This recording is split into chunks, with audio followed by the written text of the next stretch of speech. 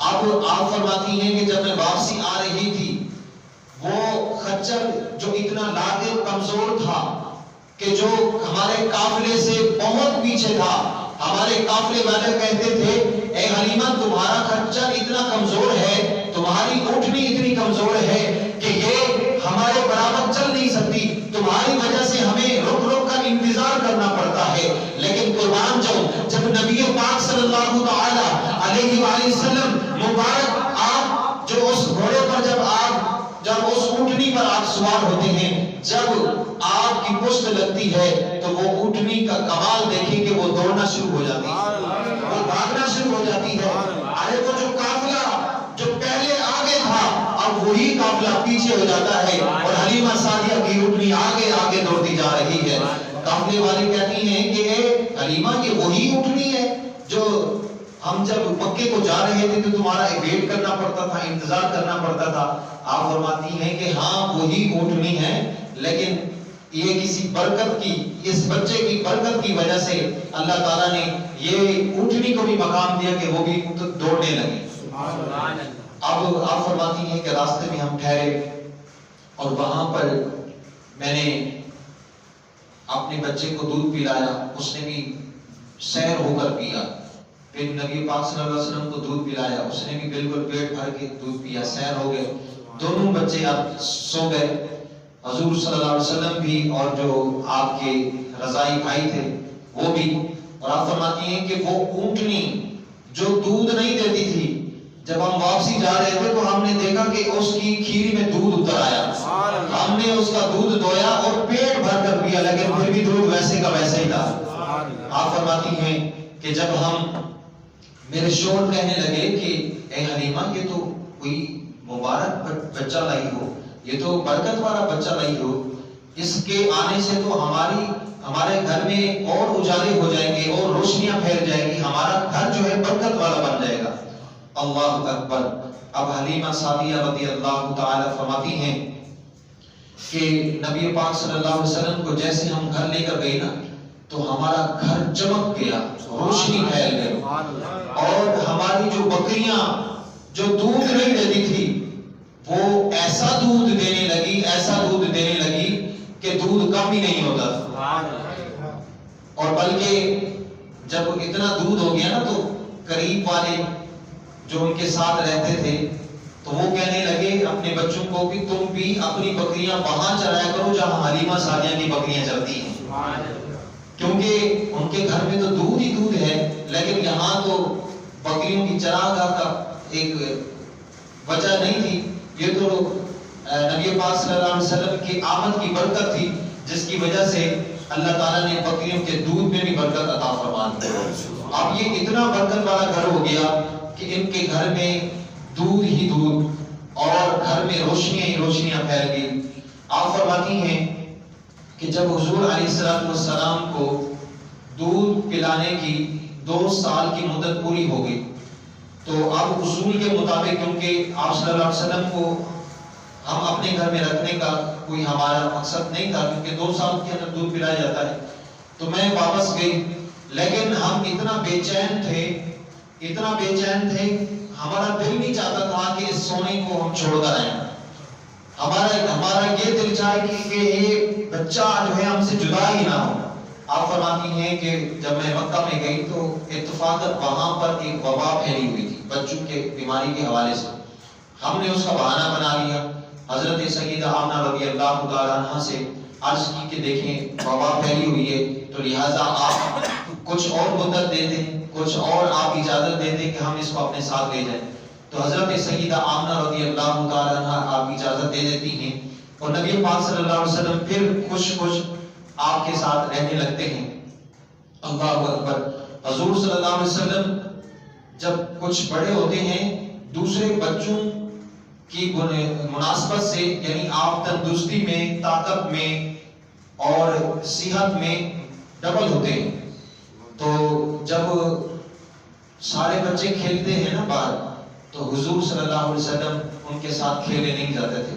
جب بچے آتے تھے کہ آپ بھی چلو تو آپ پتہ کیا فرماتے تھے؟ آپ فرماتے کہ میں کھیل کے لیے پیدا نہیں کیا گیا ہوں، میں کھیلنے کے لیے پیدا نہیں کیا گیا ہوں، اللہ اکبر. ایک مرتبہ حضور فرماتے ہیں کہ میں نے اپنی اماں حضرت حلیمہ سعدیہ سے عرض کی، اے پیاری امی جان، یہ میرے بھائی صبح سے شام تک کہاں جاتے ہیں؟ یہ سارا دن ہوتے نہیں گھر.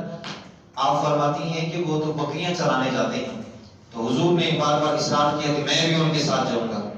اب حضور صلی اللہ علیہ وسلم بھی بکریاں چرانے جا رہے ہیں، اور یہ سنت نبوی، کیونکہ انبیاء کرام علیہ السلام نے بھی یہ بکریاں چرائی، اور آپ نے یہ بھی نبوت کی دلیل بکریاں چرا کر پیش کر دی، زمانے کو دکھا دی کہ یہ بھی دیگر انبیاء کی بھی سنت ہے اور میں بھی اس کو زندہ کر رہا ہوں. تو اللہ اکبر حضرات محترم. اس کے بعد نبی پاک صلی اللہ تعالی علیہ وآلہ وسلم، حضرت حلیمہ سعدیہ فرماتی ہیں کہ ہمارے گھر میں برکتیں ہی برکتیں تھی، رحمتیں ہی رحمتیں تھی. ایک مرتبہ میرا بیٹا دوڑتے ہوئے، بھاگتے ہوئے، کانپتے ہوئے آیا اور مجھ سے عرض کرنے لگا کہ اے پیاری امی جان، نبی پاک صلی اللہ علیہ وسلم کے سینے کو چاک کر دیا گیا. کوئی 3 شخص تھے جو سفید کپڑے پہنے ہوئے تھے، انہوں نے حضور علیہ السلام کو چت لٹا کر ان کے سینے کو چاک کیا اور کوئی چیز نکالی، پھر اس میں دوبارہ کوئی چیز ڈالی.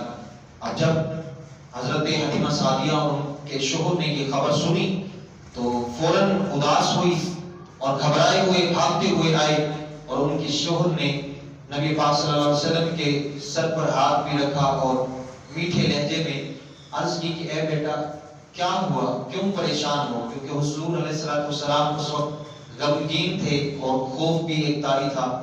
تو حضور فرماتے ہیں کہ 3 شخص آئے جن کا لباس سفید تھا، نہایت ہی نورانی شکل تھی. انہوں نے مجھے چت لٹا کر میرے شکم کو چاک کیا اور کوئی چیز جو ہے نکال کر باہر پھینک دی، اور کوئی ایسی چمکدار چیز میرے دوبارہ شکم میں ڈال کر پھر میرے سینے کو سی دیا.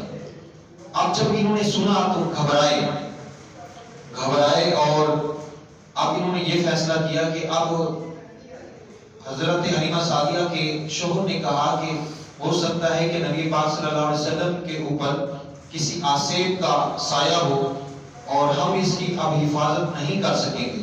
تو وہ فوراً حضرت آمنہ رضی اللہ تعالیٰ کے پاس لے.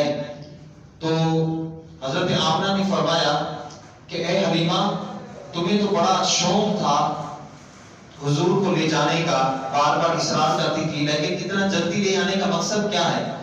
تو انہوں نے سارا وہ سینہ چاک کرنے کا جو واقعہ وہ بیان کیا. تو اللہ اکبر، حضرت آمنہ رضی اللہ تعالی عنہا فرمایا کہ ہرگز نہیں، خدا کی قسم، میرے نور نظر ہرگز کبھی بھی کسی جن یا شیطان کا عمل داخل نہیں ہو سکتا. میرے بیٹے کی بڑی شان ہے.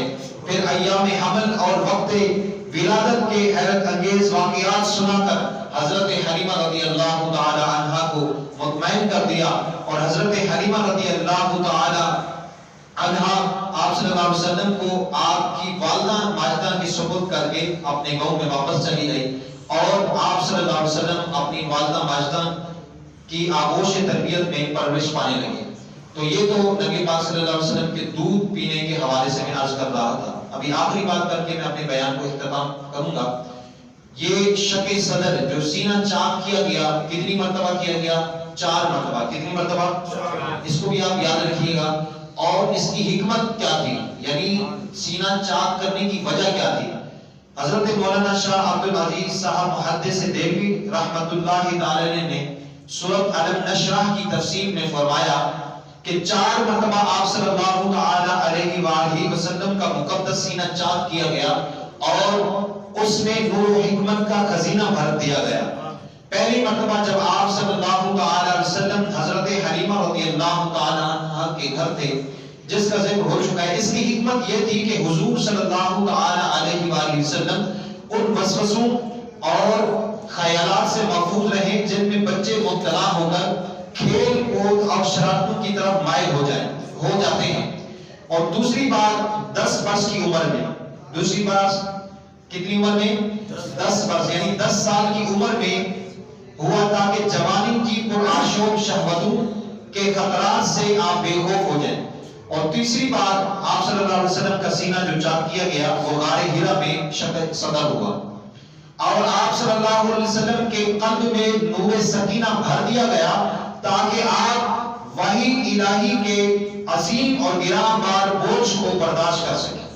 اور چوتھی مرتبہ شب معراج میں آپ صلی اللہ علیہ وآلہ وسلم کا مبارک سینہ چاک کر کے نور و حکمت کے خزانوں سے معمور کیا گیا تاکہ آپ کے قلب مبارک میں اتنی وسعت اور صلاحیت پیدا ہو جائے کہ آپ دیدار الہی عز و جل کی تجلیوں اور کلام ربانی کی ہیبتوں اور عظمتوں کے متحمل ہو سکیں